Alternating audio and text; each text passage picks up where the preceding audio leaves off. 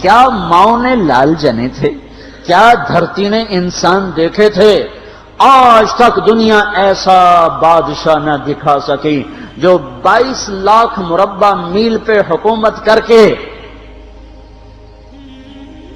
مسجد میں جھاڑو دے رہا ہو، جو 22 لاکھ مربع میل پر حکومت کر کے پانی کی مشق کندھے پہ اٹھا کے بیوہ عورتوں کے گھر میں گھڑوں میں پانی بھرنے جا رہا ہو۔ امیر المومنین کہاں جا رہے ہو؟ فلاں اماں کے گھڑے میں پانی بھرنے جا رہا ہوں، فلاں کے گھر میں پانی بھرنے جا رہا ہوں۔ 22 لاکھ مربع میل پہ حکومت کر کے دھرتی نے ایسا بادشاہ نہیں دیکھا جو اونٹ چراتا پھر رہا ہو، اور جو بیت المال کا اونٹ گم ہوا چولے کو باندھا اور دوڑ لگائی، آگے احنف بن قیس ملے، ارے کہاں جا رہے ہو امیر المومنین؟ کہ تو بھی آجا، بیت المال کا اونٹ گم ہو گیا ہے، مل کے تلاش کریں۔ پتہ نہیں کتنے مسلمانوں کا اس میں حصہ ہے۔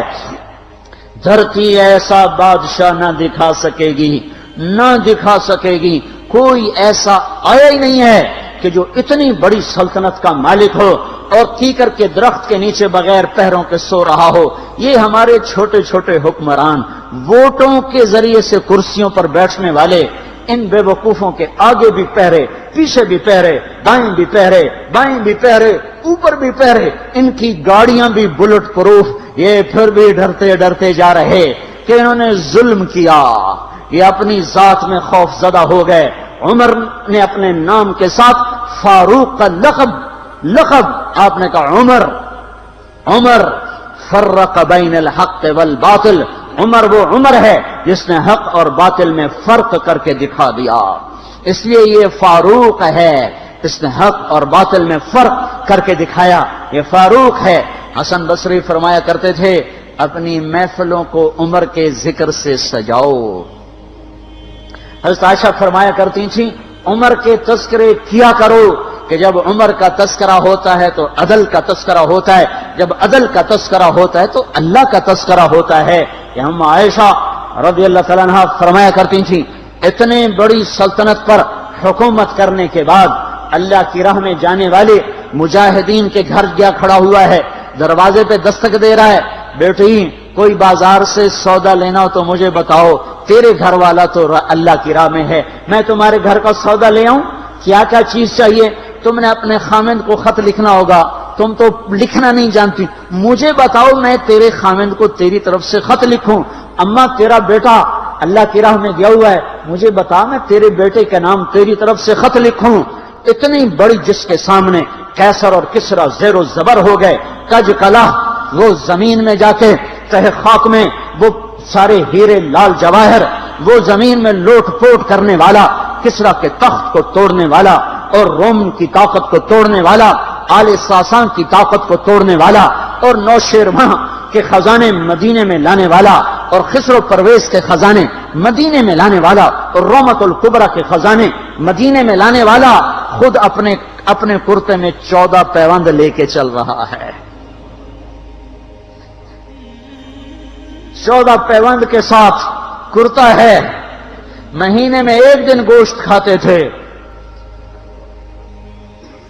وہ روٹی کھاتے تھے کہ عام آدمی حلق کے نیچے نہیں لے جا سکتا تھا۔ ہے سال کی ابتدا اس شخص کی شہادت سے ہوتی ہے جس کو اللہ نے وہ عزت دی۔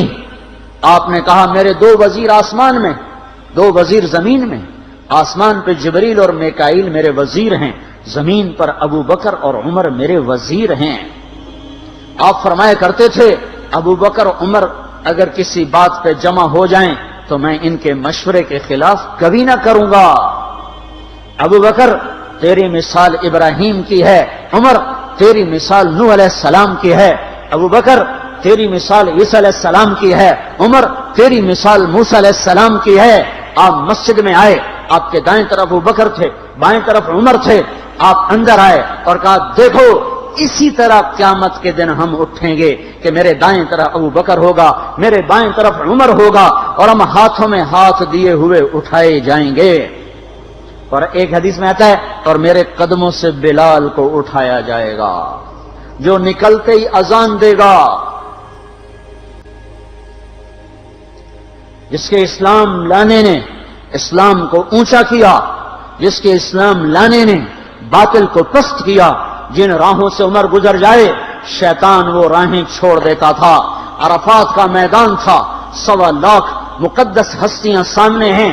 میرے نبی نے فرمایا اس وقت میرا اللہ میرے سب صحابہ پہ فخر کر رہا ہے اور عمر بن خطاب پہ خاص طور پہ فخر کر رہا ہے، خاص طور پہ فخر ہو رہا ہے، عمر بن خطاب پہ خاص طور پہ فخر ہو رہا ہے۔ میرے بعد کوئی نبی ہوتا عمر ہوتا۔ عمر، میں نے رات جنت میں محل دیکھا، ایک اینٹ موتی کی، ایک یاقوت کی، ایک زمرد کی۔ میں نے پوچھا یہ کس کا ہے؟ کہا گیا ایک قریشی کا ہے۔ میں نے کہا میں قریشی ہوں، اتنا خوبصورت محل ہے، میرا ہی ہوگا۔ جب جانے لگا تو فرشتے نے کہا یہ آپ کے غلام عمر بن خطاب کا ہے۔ وہ کیا مبارک لوگ ہیں کہ جنہیں نبی کے گھر میں قبر نصیب ہو، ایک طرف ایک ساتھی، ایک طرف دوسرا ساتھی، جن کو نبی کے دو پہلوؤں میں جگہ ملی ہو۔ وہ کیسی عظیم ہستیاں، اتنی بڑی سلطنت کا مالک اور اتنے بڑے عدل کی نشانی بن کر مدینے میں مسجد میں بیٹھے رو رہے ہیں۔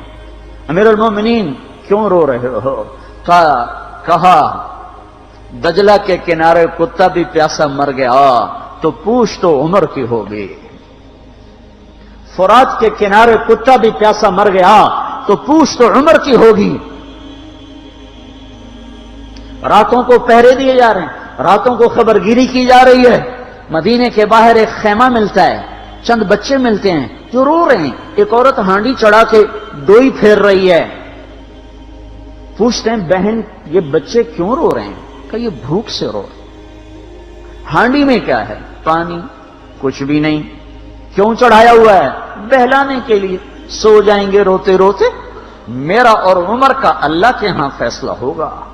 تو عمر کی ہچکیاں بن گئیں کہ عمر کو بہن تیرے حال کی کیا خبر؟ کہ پھر ہمارا بادشاہ کیوں بنا ہے؟ اگر ہمارے حال کی خبر نہیں لیتا تو ہمارا خلیفہ کیوں بنا ہے؟ پر لگ گئے، بیت المال سے سامان نکالا، بوری بھری، سر پہ اٹھائی، کمر پہ اٹھائی۔ غلام اسلم نے کہا میں اٹھاؤں؟ کہ قیامت کے دن بھی میرا وزن تو اٹھائے گا۔ اسی طرح بھاگے ہوئے آئے، پنیر نکالا، آٹا نکالا، گھی نکالا، شہد نکالا، ڈال کے ہانڈی میں نیچے آگ، خود دھواں گیلی لکڑیوں میں پھونکے مار مار مار آگ جلائی، حلوہ تیار کیا، پھر پلیٹوں میں ڈال ڈال کے بچوں کو کھلایا۔ وہ عورت کہنے لگی کاش عمر کی بجائے تو خلیفہ ہوتا۔ تو یہ نہیں کہا کہ میں ہی عمر ہوں، میں ہی عمر ہوں۔ فرمایا جب کل تو امیر المومنین سے ملے گی تو مجھے بھی وہیں دیکھ لے گی، مجھے بھی وہیں پا لے گی۔ پھر وہاں بیٹھ کے دیکھتے رہے، اٹھ کے چل دیے۔ بچے ہنسنے لگے، کھیلنے لگے تو اپنے غلام سے فرمایا میں نے انہیں روتا دیکھا تھا، میرا جی چاہا میں انہیں ہنستا بھی دیکھوں۔ 22 لاکھ مربع میل پہ اسلام پھیلا کر حکومت اس سے بھی بڑے علاقے میں لوگوں نے کی۔ چنگیز نے اس سے زیادہ فتوحات کی، محمود غزنوی نے اس سے زیادہ کی، سکندر تیمور نے اس سے زیادہ کی۔ پر فتوحات کر کے یوں خدمت کر رہا ہو، پانی بھر رہا ہو، اونٹ چرا رہا ہو، امامت کرا رہا ہو، 14 پیوند لگے کپڑوں کے ساتھ خلافت کے تخت پر بیٹھا ہوا ہو، یہ دھرتی میں پھر کوئی نہیں آئے گا۔ ہے نماز میں خنجر لگا، نماز پڑھاتے ہوئے 27 ذوالحج، 27، 28، 29 یکم کو انتقال ہوا۔ یکم محرم موت کے آثار گہرے نظر آئے۔ بیٹے کو بلایا کہ بیٹا جاؤ اما عائشہ سے پوچھ کے آؤ کہ عمر اپنے ساتھیوں کے ساتھ دفن ہونے کی اجازت چاہتا ہے۔ امیر المومنین کے لقب سے بات نہ کرنا، عمر کہنا۔ عمر، اب میں امیر المومنین نہیں رہا۔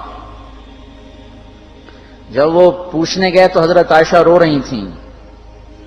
انہوں نے عرض کی اما جان میرا باپ اپنے ساتھیوں کا پڑوس چاہتا ہے۔ انہوں نے فرمایا یہ جگہ تو میں نے اپنے لیے رکھی تھی، لیکن اگر عمر چاہتے ہیں تو ان کو مجھ پر فضیلت ہے، میں ان کے لیے دستبردار ہوں۔ انہوں نے واپس آ کر خوشخبری سنائی، مبارک ہو اجازت مل گئی۔ کہ نہیں شاید میرے شرم میں اجازت دی ہو، جب مر جاؤں تو مجھے دوبارہ دروازے کے سامنے رکھ کر پھر جا کے پوچھنا، اس وقت اجازت ملے تو پھر لے جانا، ورنہ مجھے بقیع کی طرف لوٹا دینا۔ اتنے میں حضرت علی آئے، پریشان دیکھا، عمر کیوں موت سے ڈر گئے؟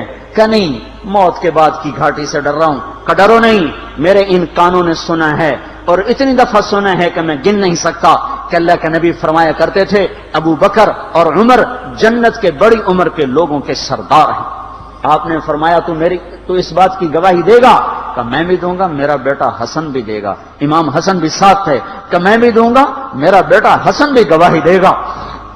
پھر بھی ہے جو جنت کی بشارتیں لیے ہوئے ہیں، 10 مبشرہ، ابو بکر جنتی، عمر جنتی، عثمان جنتی، علی جنتی، طلحہ جنتی، زبیر جنتی، ابو عبد الرحمن بن عوف جنتی، ابو عبیدہ بن جراح جنتی، سعید بن زید جنتی۔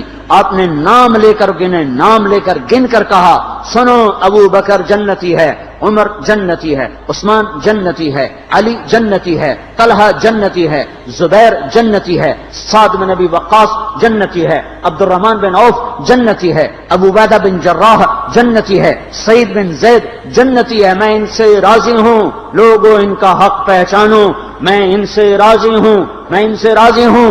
پھر آپ نے فرمایا اگر تم نے ان کے بارے میں کسی ایک کے بارے میں بھی دل میں بغض لے کر مر گئے، اور تم نے اتنی بندگی کی تھی کہ سوکھ کے کانٹا ہو گئے تھے، روزے اتنے رکھے تھے کہ پیٹ کمر کو لگ گیا تھا، سجدے اتنے کیے تھے کہ تمہارے ماتھے اور گھٹنوں پر پتھروں جیسے نشان پڑ گئے تھے، اتنا کچھ کر کے ان 10 میں سے کسی ایک کا بغض لے کر اگر تم مر گئے تو اللہ تمہیں منہ کے بل جہنم میں گرا دے گا۔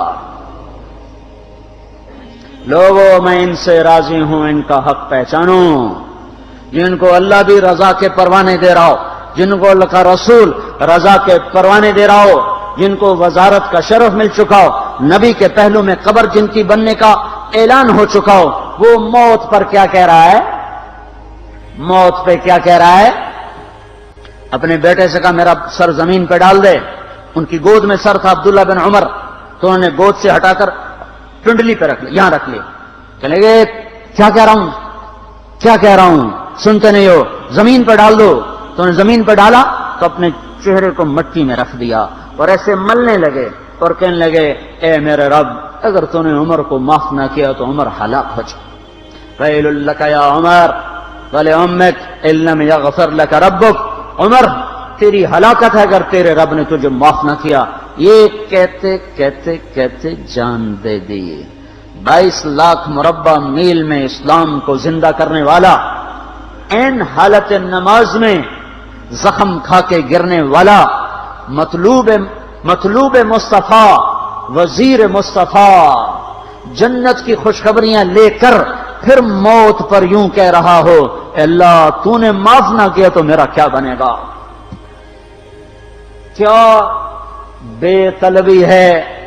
ان کے بیٹے خلافت کے اہل، ان کے بہنوئی سعید بن زید 10 مبشرہ میں سے دونوں کے نام کاٹ دیے کہ یہ 6 ہیں جن سے اللہ کا رسول راضی تھا، جس کو چاہو خلیفہ بنا دو، جس کو چاہو حکومت دے دو، نہ میرے بیٹے کو ملے گی نہ سعید بن زید کو ملے گی۔ کسی نے کہا شوشہ چھوڑا، آپ کا بیٹا بھی تو بہت قابل ہے، اسی کو بنا دیں۔ تو اسے تو طلاق دینا نہیں آتا، حکومت کہاں سے چلائے گا؟ یہ ایک واقعہ کی طرف اشارہ کیا ہے، اس کے پیچھے ایک واقعہ ہے جس کو انہوں نے یاد کر کے فرمایا وہ تو طلاق دینا نہیں جانتا، وہ حکومت کیا چلائے گا؟ حالانکہ بڑے صحابہ میں عبداللہ بن عمر کا مقام ہے۔